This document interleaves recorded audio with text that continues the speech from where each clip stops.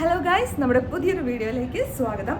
അപ്പോൾ നമ്മൾ ജപ്പാനെ കുറിച്ചും കൊറിയനെ കുറിച്ചും കാനഡയെ കുറിച്ചും ഒക്കെയുള്ള ജോലി സാധ്യതകളെ കുറിച്ചുള്ള ഒരുപാട് വീഡിയോസ് നമ്മൾ ചെയ്തു.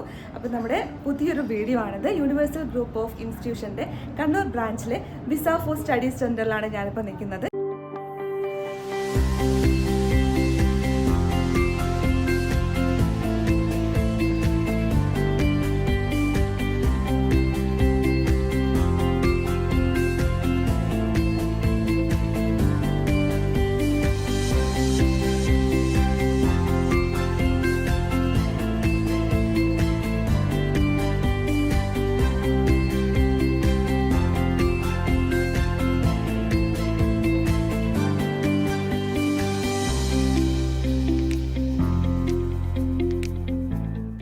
ഇവിടെ ജപ്പാൻ ലേണിംഗ് ലാംഗ്വേജിൻ്റെ പുതിയൊരു ബാച്ച് ആരംഭിച്ചിരിക്കുകയാണ്.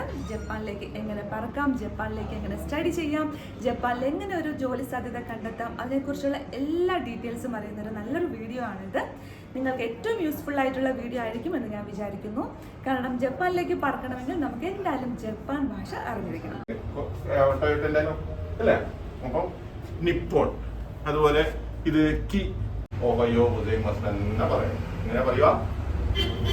ഓഹയോ സജീവങ്ങളായ നിപർവ്വതങ്ങൾ, നിർജീവങ്ങളായ നിപർവ്വതങ്ങൾ നമുക്ക് സോഷ്യലിസം മാഷ് പഠിപ്പിച്ചിട്ടുണ്ടാവും അല്ലെ. ഒന്നും നമുക്ക് തലകറിയിട്ടുണ്ടല്ല.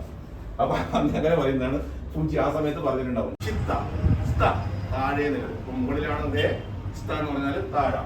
ഇത് നക്ക എന്ന് പറഞ്ഞാല് നടുക്ക്, ഒരു സെന്ററിന്റെ ഒന്നിന്റെ മേലെ.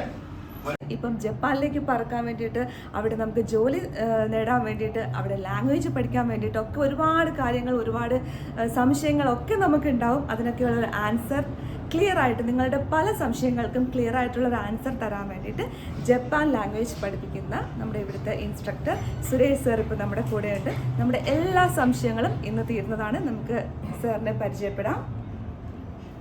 നമസ്കാരം.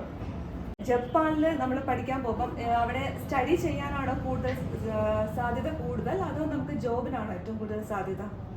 രണ്ടിനും സാധ്യതയുണ്ട്. പക്ഷേ നമ്മൾ ലാംഗ്വേജ് പഠിച്ചേ മതിയാവുള്ളൂ. ഒന്നിക്കൽ ഇവിടെ നിന്നും ലാംഗ്വേജ് പഠിച്ചിട്ട് പോവാം. Japanese ലാംഗ്വേജിന് 5 ലെവലുകളുണ്ട്. N1, N2, N3, N4, N5. N5 എന്ന് പറഞ്ഞാൽ ബേസിക് കമ്മ്യൂണിക്കേഷൻ ആണ്. അത് കഴിഞ്ഞിട്ട് കുറച്ച് മുകളിൽ 4, അത് കഴിഞ്ഞാൽ 3, 2, 1. അത് കണ്ടക്ട് ചെയ്യുന്ന ജപ്പാൻ ഗവൺമെന്റിനെയാണ് Japanese language proficiency test JLPT എന്ന് പറഞ്ഞത്. അത് വർഷത്തിൽ 2 പ്രാവശ്യമാണ് നടക്കുന്നത്. ജൂലൈയിലും അതുപോലെ തന്നെ ഡിസംബറിലും. നമുക്ക് അടുത്ത സെന്റർ ചെന്നൈ ഉണ്ട്, അല്ലെങ്കിൽ ബാംഗ്ലൂരുണ്ട്. അപ്പോൾ അതിൽ പഠിച്ചതിന് ശേഷം മാത്രം, അപ്പോൾ എഞ്ചിനീയർ ആയിട്ട് ഡയറക്റ്റ് ജോബ് കിട്ടണമെങ്കിൽ ഏകദേശം ഒരു N3 ലെവലെങ്കിലും വേണം. പക്ഷെങ്കിൽ ആ N3 ലെവൽ ആയി കഴിഞ്ഞാൽ മാത്രമേ നമുക്ക് എഞ്ചിനീയർ ഡയറക്റ്റ് അപ്ലൈ ചെയ്തിട്ട് അവിടെ ജോലിക്ക് പോകുള്ളൂ. അപ്പോൾ സാധ്യതകൾ കുറവാണ്. അവർ ഡയറക്റ്റ് ഇവിടെ വന്നിട്ട് ജോബ് ഫെയറൊക്കെ വെച്ചിട്ട് അതിൽ കിട്ടുന്ന ആൾക്കാർ മാത്രമേ കിട്ടൂ. അതേസമയം നമ്മൾ ജപ്പാനിൽ പഠിക്കാൻ പോവുകയാണെങ്കിൽ, ജപ്പാനിൽ നിന്ന് പഠിക്കുകയാണെങ്കിൽ നമുക്ക് പഠനത്തോടൊപ്പം പാർട്ട് ടൈം ജോബ് ഉണ്ട്. അത് കഴിഞ്ഞ പാടുന്ന നമുക്ക് ജോലിക്ക് കയറുകയും ചെയ്യാം. അങ്ങനെ 2 ഓപ്ഷൻ. ഏത് പ്രായക്കാർക്കാണ് ഇപ്പൊ നമുക്ക് ജോലി സാധ്യത കൂടുതലുള്ളത് ഇപ്പൊ ജപ്പാനില്? യങ് ജനറേഷനാണ് ഏറ്റവും കൂടുതൽ ജോലി സാധ്യതകൾ. ഇപ്പൊ കെയർ ഗിവർ വിസയിൽ ഒരുപാട് ജപ്പാൻ ഗവൺമെന്റ് ഇഷ്യൂ ചെയ്യുന്നുണ്ട്. അപ്പോൾ ഇവരെ എന്നാണ് വയസ്സായവരെ, ഞാൻ നേരത്തെ പറഞ്ഞ പോലെ ചെറുപ്പക്കാർ കുറവാണ്, വയസ്സായവരാ കൂടുതൽ. അപ്പൊ അവരെ കെയർ ചെയ്യാൻ വേണ്ടിയിട്ടുള്ള കെയർ ഗിവർ ഇപ്പം അവർക്ക് വേണ്ടി യങ്ങാണ്. ചില ഇവർ ട്രെയിൻഡ് ആയി വന്നു കഴിഞ്ഞിട്ട് അവരിപ്പോ 40 വയസ്സുള്ള ആൾ പോയി കഴിഞ്ഞാൽ എത്ര വർഷമാണ് അവര് നോക്കുക. ചെറുപ്പക്കാരായവരെയാണ് വേണ്ടത്, എസ്പെഷ്യലി ലേഡീസിനാണ്.